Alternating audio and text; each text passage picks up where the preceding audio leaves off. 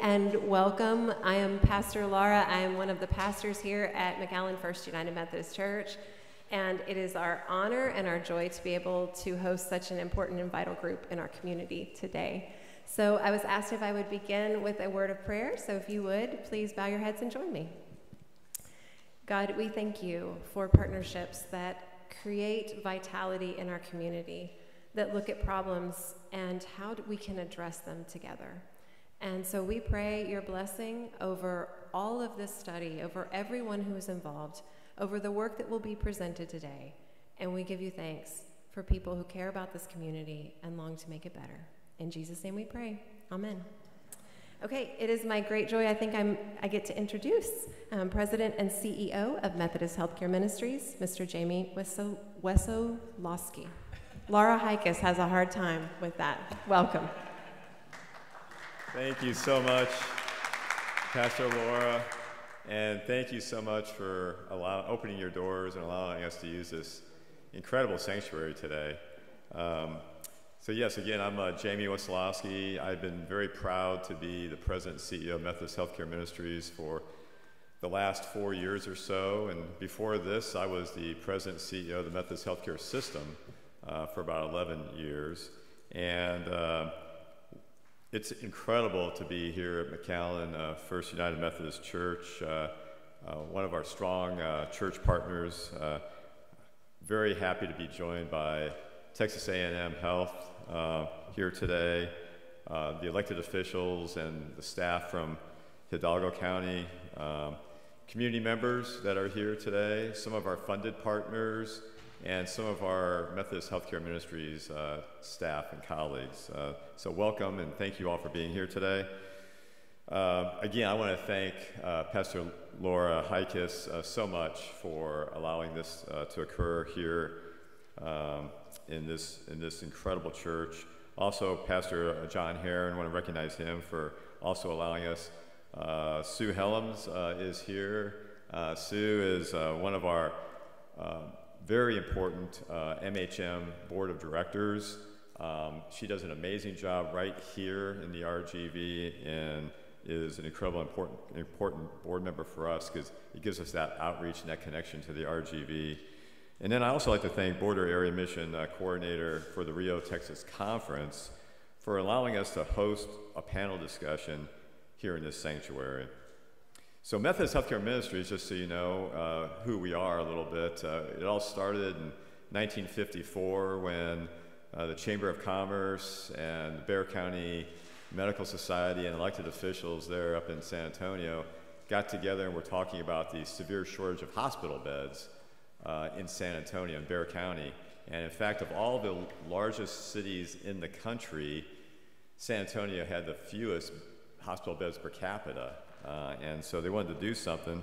Fortunately, they went and talked to everybody, and the United Methodist Church pastor at the time, I'm sorry, not pastor, but Bishop Smith, said, well, if we can get community support, we'll develop a charter and we'll build a hospital, United Methodist Church Hospital, which was the first hospital on the medical center in South Texas.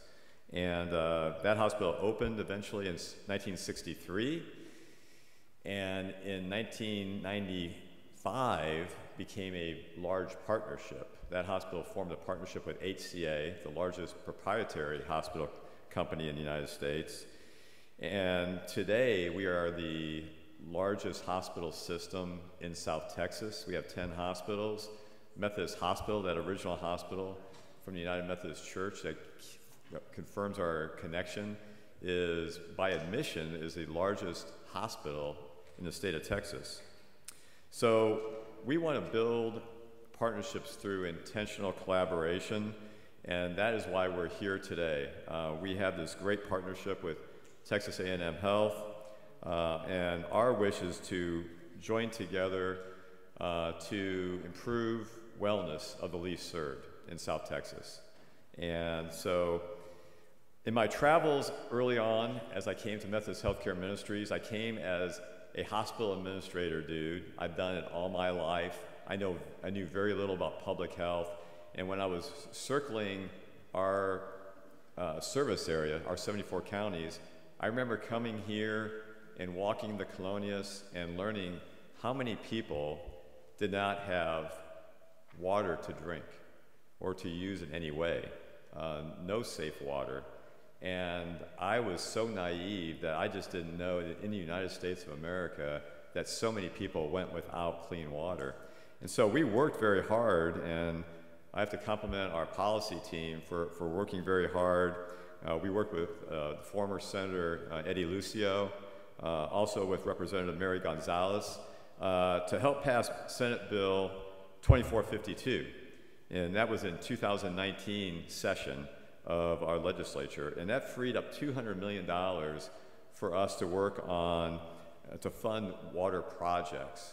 And boy, we felt really good about ourselves, and we should have, because it took a lot of great work.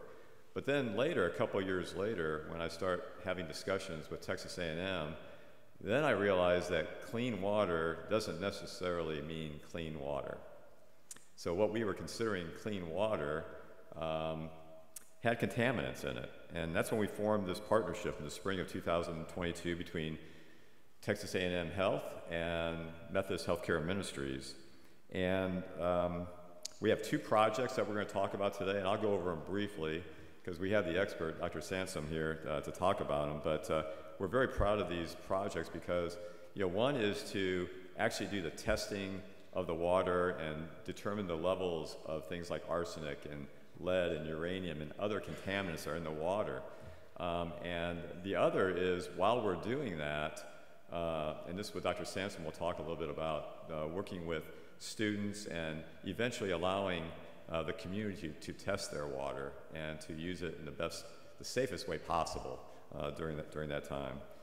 So it's our hope that after this study that we're going to be able to, and this study will be done at the end of 2024, just in time for us to go to the 89th legislature, and when they're in session in 2025, and give them the facts, the data that we get through Texas A&M, and to ask them to do something about it.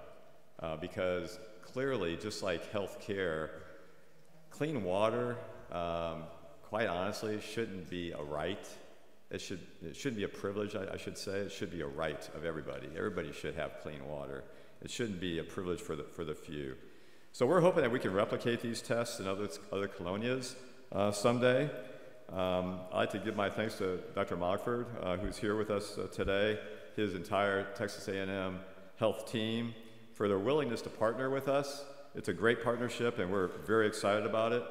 We also look forward to working with our local partners here, Arise, Proyecto Azteca, and then La Union de Pueblo Entero, or, as you know it, Lupe.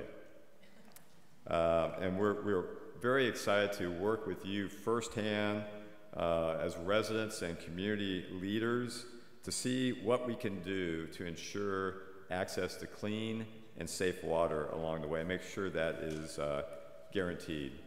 So now it's my privilege to turn it over to our moderator. Our moderator is Erin Douglas, and she is the climate environmental reporter with our longtime partner through Methodist Healthcare Ministries, the Texas Tribune. Erin was previously a business and economy reporter at the Houston Chronicle, where she covered labor, energy, and the environment. She studied journalism and economics at Colorado State University, and her first newsroom job was interning at the Denver Post, her hometown newspaper. She is based in Austin, but she likes to make road trips like this. And so it's my pleasure to introduce Erin. And Erin, I cannot thank you enough for helping us bring this issue to the forefront as much as we possibly can and help so many people with getting clean and safe water. So let's please give a nice, warm welcome to Erin.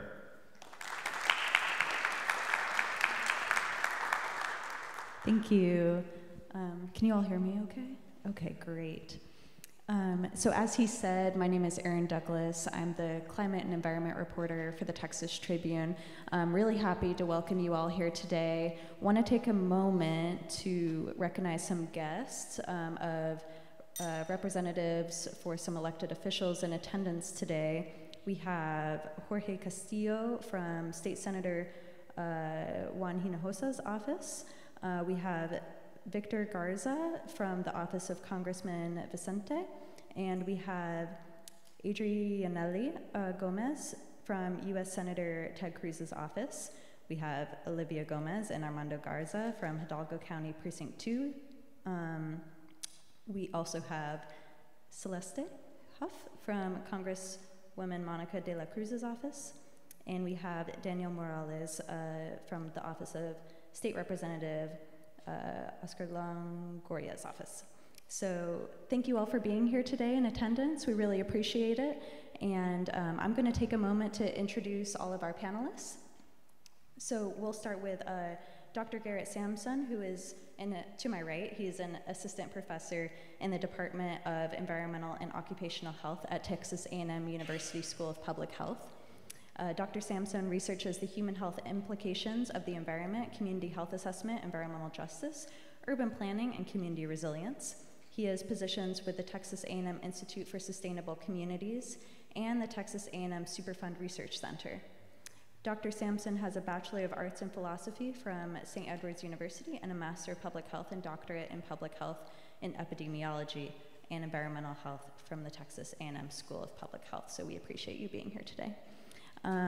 We also have Dr. John Mogford, who is the Chief Operating Officer and Senior Vice President of Texas A&M Health. Dr. Mogford previously led the Texas A&M University System Office of Research, where he provided services and support to all 19 system members in areas including research development and research compliance. He joined the A&M system from Defense Advanced Research Projects Agency, where he was the acting director of the Defense Sciences Office. In addition to his acting duties as an acting director, he has served as deputy director and program manager within that Defense Sciences offices.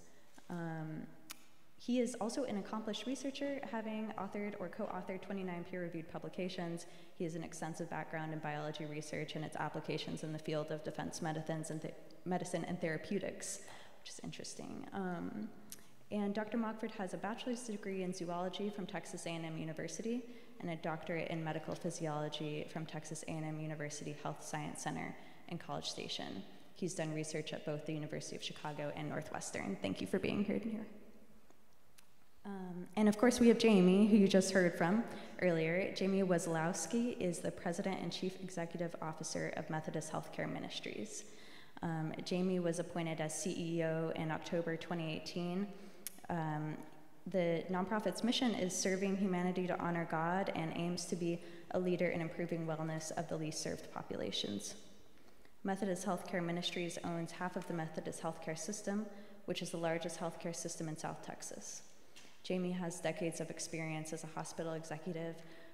Previously, he served as president and CEO of Methodist Healthcare System in San Antonio for more than a decade, and prior he has served as the CEO at Riverside Community Hospital in Riverside, California, Oak Hill Hospital in Spring Hill, Florida, and Meadowcrest Hospital in New Orleans. A cancer survivor, Jamie is an avid supporter of the American Cancer Society. He served as the founding chair of the American Cancer Society South Texas Area Board of Directors. Jamie has a master's degree in healthcare administration from Xavier University and his bachelor's degree from Indiana University in healthcare administration. Thank you all for being here. So let's get started with the panel. So the colonias in Texas border counties have, for decades, struggled with water quality and water access. As we've reported at the Texas Tribune, many of these communities lack basic services, including electricity, sewage, safe drinking water. Some estimates say there's hundreds of thousands of people in the American Southwest who are struggling with this issue. And in 2021, Congress allocated $30 million to the EPA's border infrastructure program, but this funding has paled in comparison to decades past from both federal and state funding sources. And in recent decades, as the problem has increased, federal and state funding has dwindled. And few colonias have been studied, but reporting, engaging with the community, indicates that all along the border, residents in these communities believe they're getting ill from poor water quality. And as you mentioned, an investigation of arsenic, bacteria, and other sources of contamination, I'm sure is definitely going to be of value to these folks. So I would like to start a little bit with Jamie. You kind of mentioned the partnership with A&M Health, and why did you all select clean water as the topic that your organizations were going to partner on to focus on to help local communities? Yes, thank you. Is this on? Oh, I think you have to. How's that? Better? User error. Happens to me all the time. So the reason this was so important to us, like I said earlier, we were so proud that we were able to get funding to dig wells and to provide water to so many colonias. And then we didn't know that the levels of arsenic and lead and other chemicals were at such a high rate, and really didn't have a lot of the data on exactly how high those levels were. So when Texas A&M educated us a little bit, it became really obvious for us that this was something that we wanted to do, because for 25 years at Methodist Healthcare Ministries, we focused on health care for the uninsured, people that don't have Medicaid, Medicare, any healthcare insurance, and that's what we focused on, and that's what we spent probably 85% of our resources on, and it's a dire need, but we really wanted to move more upstream and do work with communities to keep people healthy and keep them from needing our services, our healthcare services, as much as possible. So when we found this out about water, it was important for us. We didn't think anything could be any more upstream than trying to provide clean, safe, healthy water for people to consume. And so we thought this was just an obvious thing to work on. And when Texas A&M proposed how they would test the water, the time it would take, which you might think 2 years is a long time, but 2 years is pretty quick to really get that much data and to be able to put that in front of the legislature. And so it became obvious for us that that was a initiative that made a lot of sense. And one thing I will tell you that also, when I first came to Methodist Healthcare Ministries and traveled our service area, I looked at the incredible need that is out there, a need that I didn't even know existed. And the first thing that clicked in my mind is we need partners. We need partners that share the same strategic plan, if you will, same mission that we have. Because we can do a lot of things through Methodist Healthcare Ministries, but we can't do things like this. We can't test water. So we need partners that can do things that we can't do, and we can use our resources to make those things possible. So it became a very obvious initiative for us. I could not be more proud, because I think that once we have this data, it's going to, I believe, force legislators that have a conscience to do something about this. And I also think there are probably some national and worldwide foundations that once they learn this data will probably also want to invest in bringing clean, safe water to the colonias along the Rio Grande Valley. So to us it was an obvious move.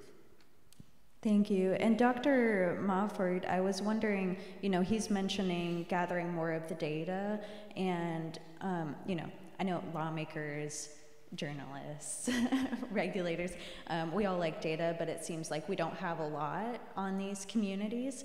I wonder if you can speak a little bit to the barriers of health science in the colonias.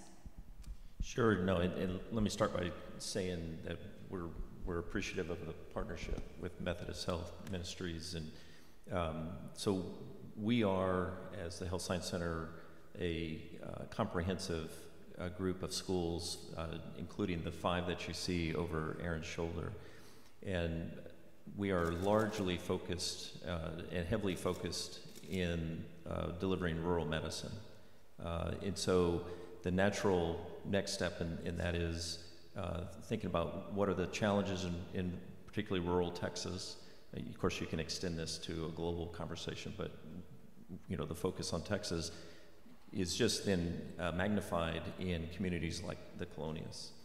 And so, the basis to any type of response of what's being kicked off here is a understanding of what the real problem is, and that's through an objective scientific collection of information from in the field, and then have that that data, that collected information assessed, kicked, really scrutinized.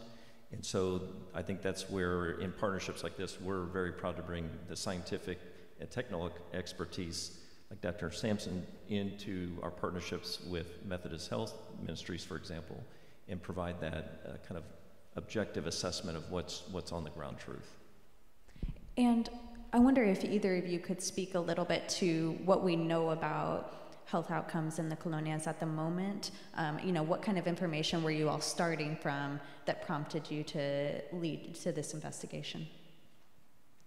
Or maybe this would be better for Dr. Sampson. I can just say that I can't get into the details like Dr. Sampson can, but they put it in front of our face that there's an issue there, and we need to know exactly what the issue is, and that's why the study was necessary. And so that was really the first step that we knew about it, and we have the expert here, so he can talk a little bit more detail about it, I think. Sure. So that could be a really big question, so stop me if I talk too much here. So part of the issue, at risk of reiterating here, is just a lack of empirical data. So we have community groups, we have organizations, we have healthcare systems all yelling to the rafters that there's an issue here, both environmentally and long-term public health outcome-wise. But there's not anything really that we can pin down for sure on environmental conditions or linking public health and environmental conditions together, which is the hope that this project will be kicking off. One of the reasons I think this is slated for success is, forever ago, we would typically have one investigator from one discipline, and then we said, well, we actually need interdisciplinary groups. We need to have people from a lot of different expertise. Well, you'd even go a step further. You really need what's called transdisciplinary research. So what that is we have community organizations, we have folks in healthcare, and we have academic and scientists from a bunch of different disciplines, all at least marching towards some kind of similar goal to be able to accomplish the type of work that you want to do, which is the basis for this work. So we know we have a need, right? We have a voice need. We certainly have evidence that there could be some serious environmental issues. And we have a lot of evidence that there potentially could be a lot of public health issues.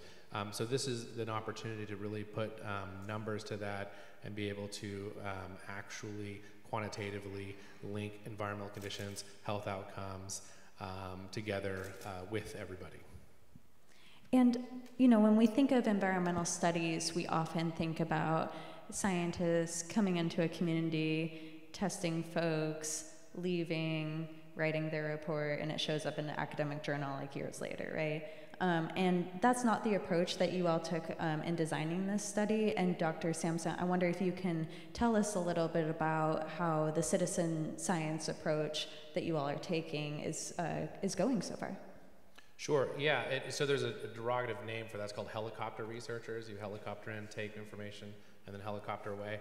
Unfortunately, that is an understandable for some groups, but just a reality of a lot of the community work that happens, and something that we're working really hard not to be like. So that includes a lot of different facets, one of which is the Citizen Science Project. So there's three main thrusts to this project. One is understanding the environment, and that includes your own environment. So we'll be taking things like fingernail clippings, blood, and urine to be able to tell certain exposures, as well as water quality testing. We'll be doing a large health assessment within the two colonias, and we're doing the citizen science work. So the citizen science program are teaching high school age kids or young adults how to, what is environmental health, how to take samples, how to work in the community, and then also sort of give them a pathway to higher education.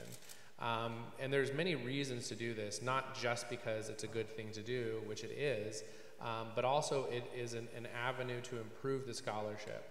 So one of the biggest issues, as you correctly mentioned, is a lot of communities are kind of tired of working with research groups because they feel like they're giving their information, they're giving their data, and then they never hear anything else back again. So on one end, we want to make sure we close that loop and provide reports and data and community presentations at the completion of this prior to any publishing any kind of academic journals. So they're the ones that hear the information first. But then another avenue is this education program. So there's going to be 4 lecture styles in class learning opportunities. There'll be 4 field exercises, and there'll be a culmination working with several different promotoras on actual field work and how you can collect data.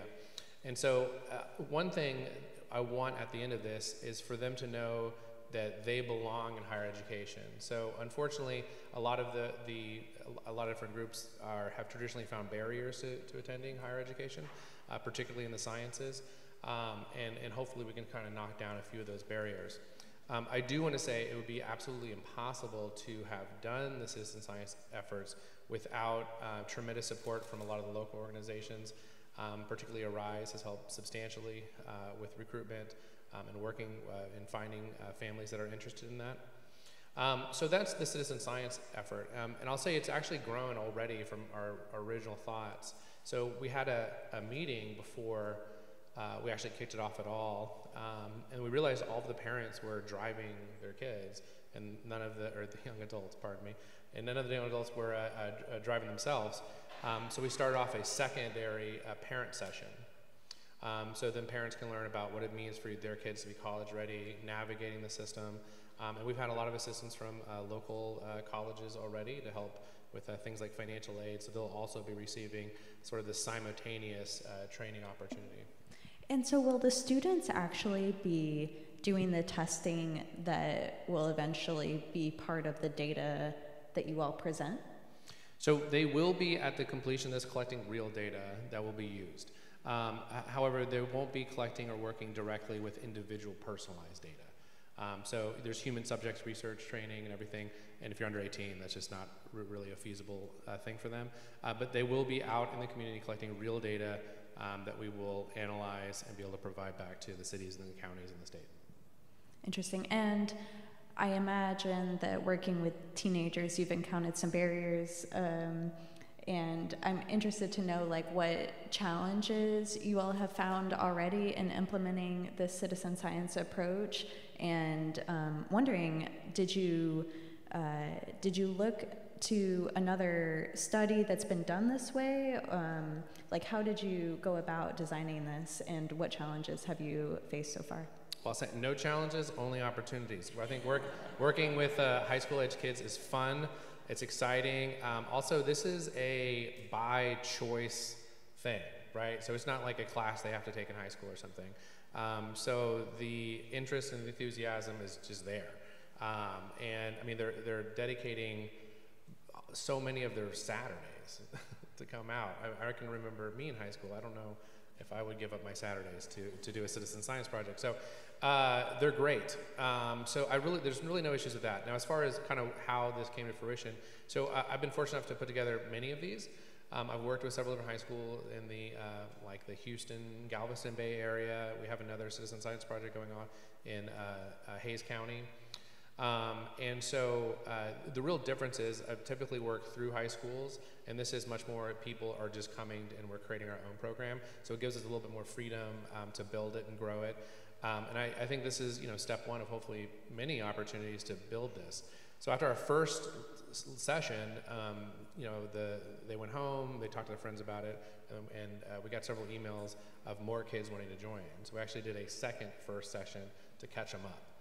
And now we're getting more kids who are interested, and it's just it shows. I think when we redo this and build it, the only thing stopping us is enough people and resources and time, not so much the enthusiasm or excitement or ability of the citizen scientists themselves.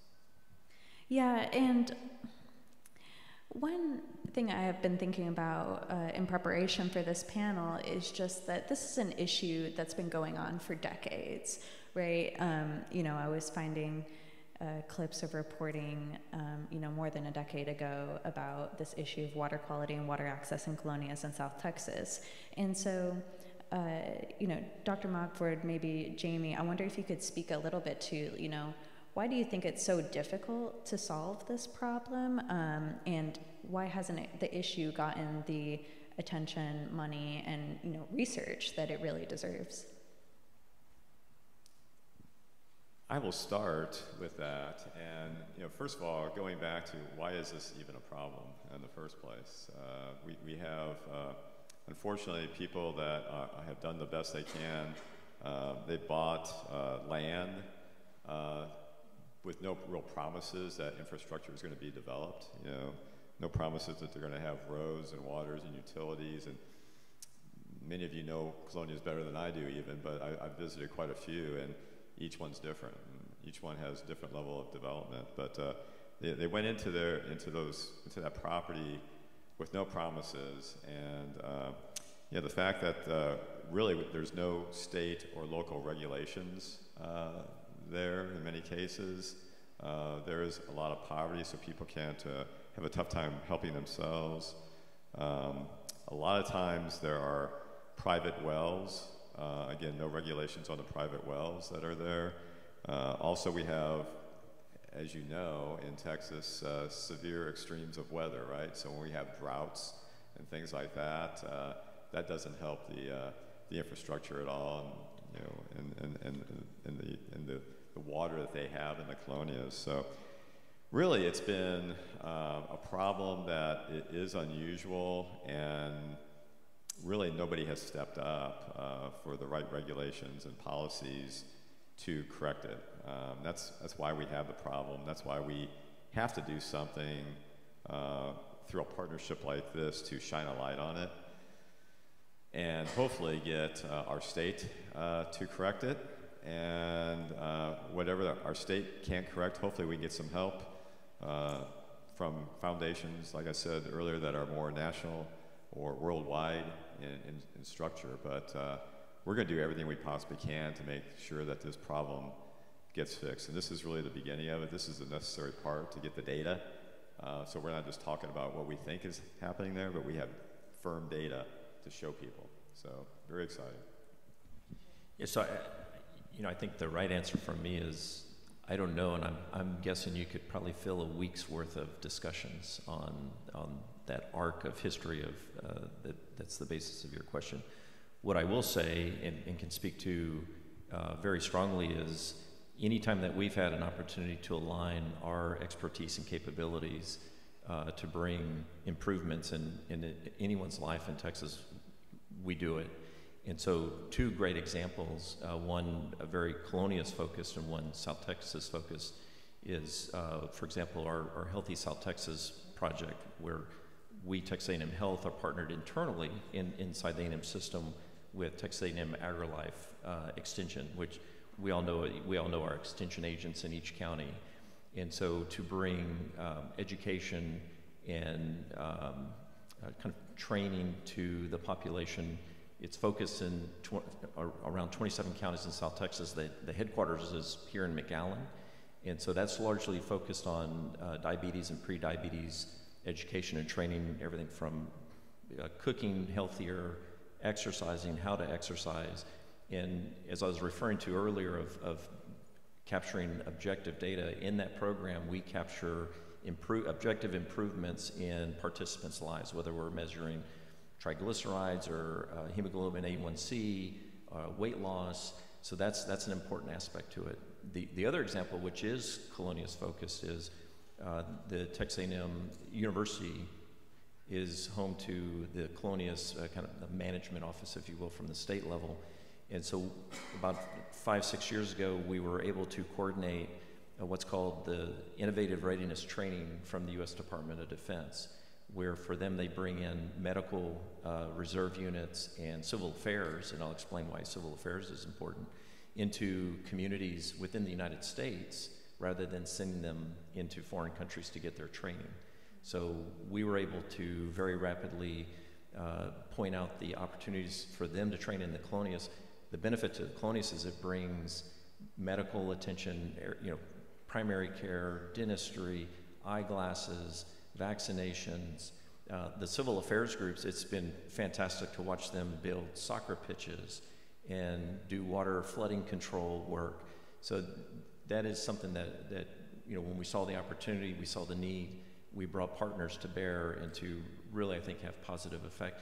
And I think reinforces Garrett's point about not being helicopter investigators, that we're in the community, whichever community in, have a real stake there and bring what we think are real improvements. Yeah, and I know it's focused on 2 colonias, if I'm correct, and do you think that, if we get data from just 2 communities, do you think that will be enough to like change the political will and like the conversation on this issue? Because it seems like you would have like a little bit of information. I guess I'm wondering, do you think people in power will find that scalable to address the issue? Well, generally speaking, more data, good. Yeah. And particularly when it can be viewed as objective as possible. Yeah. Then it's again going back to the ground truth, and that's again I think the role that we can play, particularly with experts like Dr. Sampson, or as it expands, anyone else within the A&M system or beyond. Let's bring in the right experts to collect, analyze, and assess any data that's collected. That's a truism across every scientific endeavor. Yeah. I want to go back to the research a little bit because Dr. Sampson, I know you all haven't actually started the testing yet, but I wonder if there's like some early updates or results that you can share just to get people up to speed as to where we're at now and then where we're headed. Well, unfortunately, I can't give any specifics on the findings as of now because it's starting right now, right? That aspect of it. I mean, I can certainly say that. So we've held, I think 9 community community advisory board meetings, and certainly the concern is there. There's reasons to believe there could be issues, particularly with arsenic and lead. I mean, arsenic is ubiquitous just in the ground here in South Texas and parts of Mexico. And so the risk is there. And there's certainly a lot of anecdotal evidence. I mean, this is what we're hoping to move from anecdotal to strong scientific data on this. But no, I can't share that. But I can say that because, and to speak to small amounts of data, there's never enough for some people, and I'm not, it's above my ability to say what elected officials will or will not do with the information. That's for others. But the areas in which we chose were both based on community feedback, a need and interest, as well as an area that we can get as generalizable as possible with the amount of resources and time that we have. So we can make stronger claims based on that. And at a minimum, I think the findings here will leverage us into future projects and future work to be able to grow and build on that evidence base as we move forward. Yeah, go ahead, Jamie. I was just going to add that, we have elected officials here and representatives of elected officials, and we're going to keep coming back and giving updates. And when we're finished with this study, what we're really going to need is, because we're going to have proof and we're going to have data for your area, and we're going to need our elected officials to then join this partnership and go and talk to the state to get funding for this area. And if we just start with this area and then can replicate it into others, but this would be the first. That's where we're going to really need the manpower from the legislature to partner with us and to seize some money and some focus on this. Yeah, for sure. And I was going to ask, do you, as business leaders, do you see an opportunity to do more of these types of partnerships addressing, as you said, like more of an upstream health issue in the future? Yes, we definitely do. That's a very firm yes.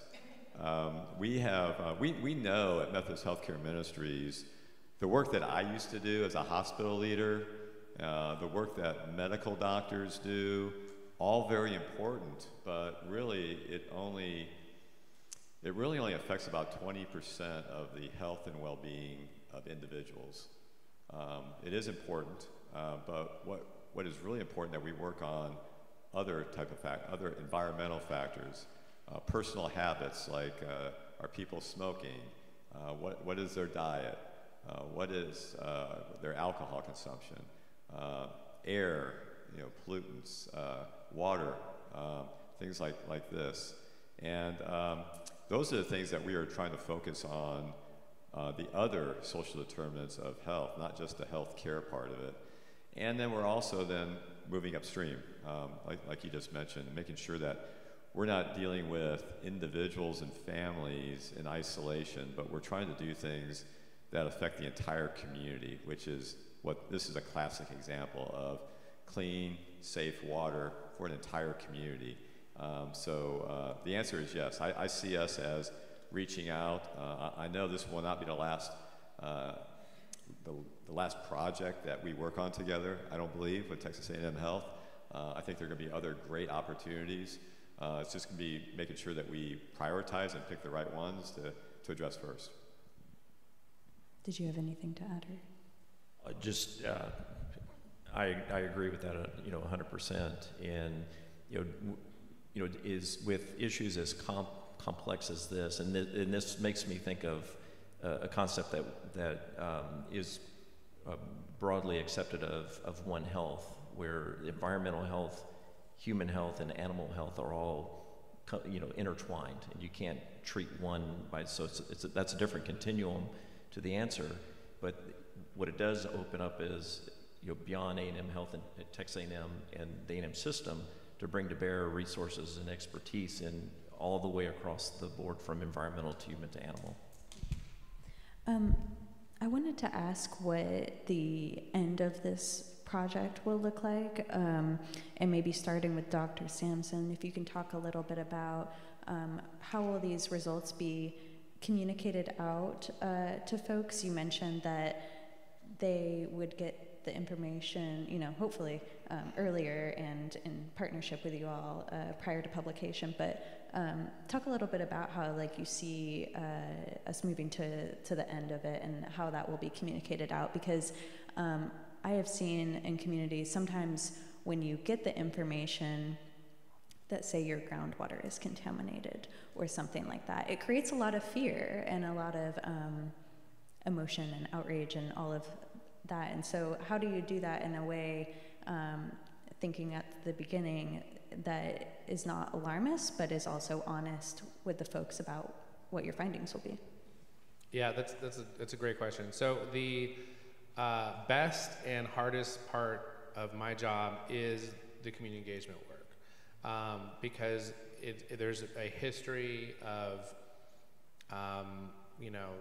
promises that have been broken, poor conditions, mistrust is evident for reasons that I think make sense. It's not that they maybe are going to get first; they will get it first, and so that takes a bunch of different forms. So, for instance, let's just start with just the drinking water, even though we are also collecting biomarkers, and we're doing a extensive health assessment that will be able to account for those other social determinants of health and behavioral issues such as smoking and lack of exercise. So all of that's going to be able to take into account to be able to really focus on what's driving potentially negative health outcomes. So as far as the drinking water goes, every single person we will be testing their water live right there. So we have the only EPA approved field method to do that. So they'll get that information then. We also are going to be sending it to the labs at Texas A&M as well as the state labs to be able to run for additional analysis. And then we're going to put together a report for everybody who contributes, individually. These are going to be done with the help of our advisory boards on how to best communicate these results. We have a dedicated promotores who are in the field and building these relationships. So it won't just be a letter you receive in the mail saying you've got lead in your drinking water, which often, unfortunately, is the case. So it'll be both language won't be a barrier. It's going to be in English and Spanish. We're going to make it as culturally relevant as we possibly can. And we're going to be working with our existing partnerships that we've already been establishing, as well as our advisory boards to put together the best possible way to give this information. Everyone will then be able to reach out to either myself or other people on the team, like the promotores who are there, for additional information. So there's that aspect of it.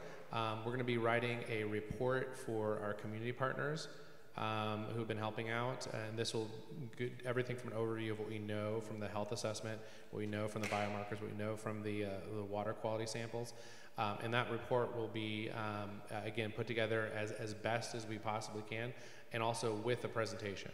So we'll be presenting this information live as well as providing a written report, and then we also want to have community meetings, something like this, but out in the colonias, where we'll be talking more generally. Even if they decided they didn't want to sign up or whatever, they can still come and they can hear the results. We'll be doing, if I'm speaking, unfortunately I don't speak Spanish, we'll have live translation so people can have that be an option, and they'll be able to ask questions directly as well. So we're doing our best to give the information back and let them use it in whatever form they want, right? So the only thing we're 100% dedicated to is honesty in the scholarship. And then that can be used again to help leverage that for improved conditions and healthier Texans. When you've been doing some of these community meetings, what are some of the frequently asked questions community members have, about what you all are doing, or even like what's in their water? So I'll answer that two ways. So again, we haven't done any of these presentations yet on the findings, so we don't have the findings yet. But the ones that we do, it's often, what do you think we're going to find? What do you expect? Now, in previous community meetings, we've done somewhat similar processes where we look at drinking water. The biggest challenge is, what does this mean for my family, or particularly my children? I think is the one that comes up the most. It's an unfair reality that some of these exposures are the type of exposure that are with you for a lifetime. So there's no known safe lead levels for kids, period. Now, there are action levels or regulatory realities that are higher than 0, right? But EPA's even set the goal for 0 is the amount of lead that should be in drinking water. And if you're exposed at a young age, you can have cognitive issues. And brain development issues, and again, that's something that won't go away no matter what you do moving forward. So I think the biggest challenge is personal fear and fear for the family, and then also being able to interpret and understand what you mean. So you can say something like, we found 12.3 parts per billion arsenic in your drinking water. Okay, great. Well, what does that mean? So putting that into context as the best as we can is a challenge. I think the best way to do it is to have a lot of those conversations prior to presenting the results, so that they have a more, give them the ability to have a sophisticated understanding of what the results are going to mean, prior to then just spitting out a bunch of numbers that may or may not mean anything to them other than fear. Yeah, and making that connection back to their health, which is, I think, is the impetus of this whole project, right?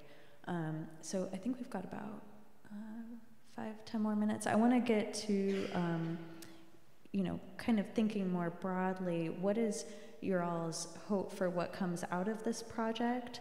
Obviously more data, but if you could look maybe crystal ball, like 5 years from now, what do you hope to be the impact of this work that you all are doing? And we can start with Jamie.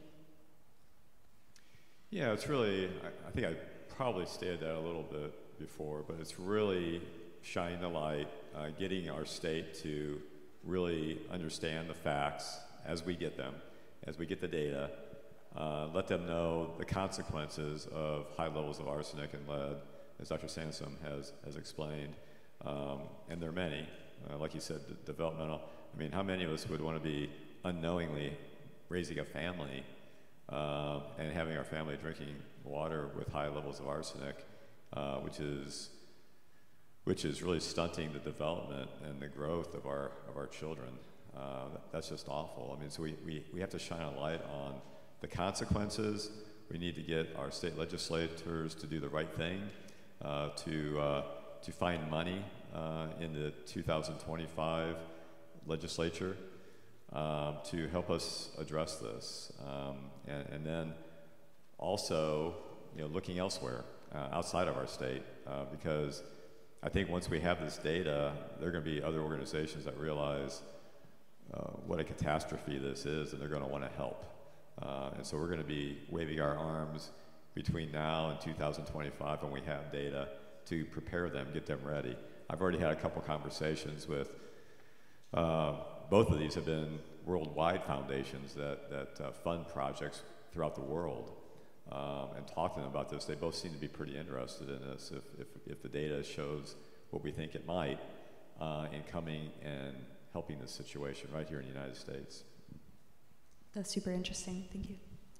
Yeah, I think I'd fall back to really our mission, which is for all of our fellow humans to improve their health, prevent disease, treat disease, improve their lives. Following up a little bit on other partners, as you highlighted in my bio, I'm a tech person, so I'm not a policy person. I'm a tech person. So what I think of is anytime a tech person bumps into the problem, they think of how do I work up technical solutions. Now, technology is not always the solution, but that's my DNA. So when technology development, when you have a well-established objective data set, then you know which partners to go to, even on the technical side, because at least for water, there is an immense amount of research that has gone into systems for rapid cleaning, filtering, testing, globally. This is a global issue. So what kind of technology can we bring to bear that may be even faster than any other type of response? So that's the part that maybe a little bit more term I'm excited about. Longer term, for us, it's always about improving the health and the lives of our fellow humans. Do you think it's possible that this project will create some more funding for these communities? Like, can you take this data and then apply for, maybe it opens doors for new grants? I'm just curious about how communities might actually use it and like, as you're talking about, like, bring some more investment. Yeah, and I'll let Dr. Sampson speak to this too. You always want to lead with data. You always want to lead with, here's the problem, and frame the problem, have it unassailable, and then build off of that. Otherwise, it's conjecture. Can you get funding for wild guesses and shoot for the moon without any more than that? You can. It's really hard. You make a much stronger case when you come in with, here's the problem, and it's done in a way, it's captured in a way that is peer reviewed or can be assessed by others in a way that, again, is unassailable. That's really that's the prime type of information you want. So I'll answer your second question first. So I agree. It's not. I don't have a crystal ball. I don't know if it will turn out more funding, but I think the only hope for additional funding is a project like this.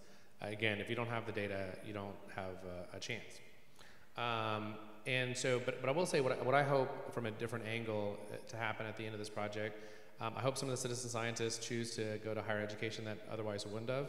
I hope it increases diversity in the sciences and a sense of belonging in place in higher education. I hope the word gets out, and then the next class we do is 3 times as big. Well, maybe not that much. Maybe twice as big. And there's a real desire to continue it. I think we'll be able to have a much stronger idea on the health implications of specific environmental contaminants in the area, and then also be able to build real serious hypotheses for future projects and building it. And lastly, I hope we continue to build trust and better relationships with all of the community partners who are the ones who have been making this all possible from the beginning. Yeah, and I wonder, just as a quick follow-up, thinking about how necessary the data is in these communities, do you think each different colonia will need investigations, like more studies in these different communities to, because right now we're only doing 2, right? Yeah, I do. I think more evidence is better. I do think we probably need to replicate this and build it, but that doesn't mean every single location across the entirety needs to be studied.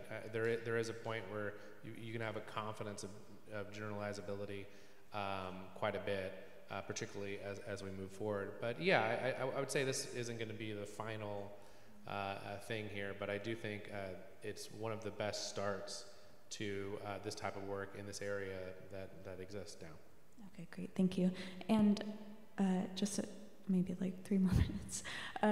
Do you all have any lasting comments you want to leave folks with today in terms of, you know, if people walk away with one thing that they're going to get out of this panel or understanding more about this study, what are you hoping people come away with today and take back to their community or to their lawmaker's office, hopefully?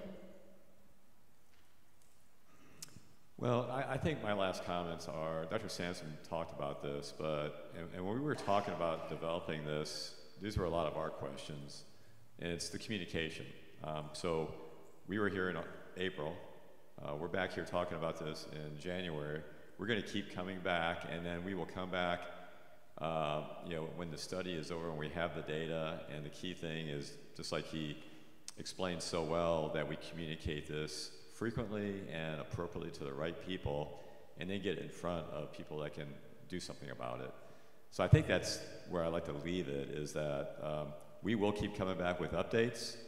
We'll be here at the end of the study when we have the data, and we plan on not just dropping it off and letting somebody else deal with it, but we are going to use that data ourselves. That's what's so important about this, is that we work with the community to use this data to better the health and wellness of this community. Thanks. Yeah, well said. I mean, we're really humbled and honored to be part of this, be in this community. It's important to us, clearly, from the other projects that I mentioned. This is an expansion of that, and that I hope that we continue to be responsive to the health needs of the area. I don't have one takeaway, but I did just want to express my gratitude for Methodist Healthcare Ministries and making this a possibility, a genuine partner in a way that's not always the case with this type of research. And a huge thank you to all the folks who have been boots on the ground in the community and the community organizations who have been making your voice heard and has made this possible, and hopefully a lot of future work and betterment, public health-wise, infrastructure-wise, socially, as we move forward. Awesome. Well, thank you all so much for being here today, and I really appreciate every audience member who came out today. It was really great to hear more about this project, and I'm looking forward to the results in the future.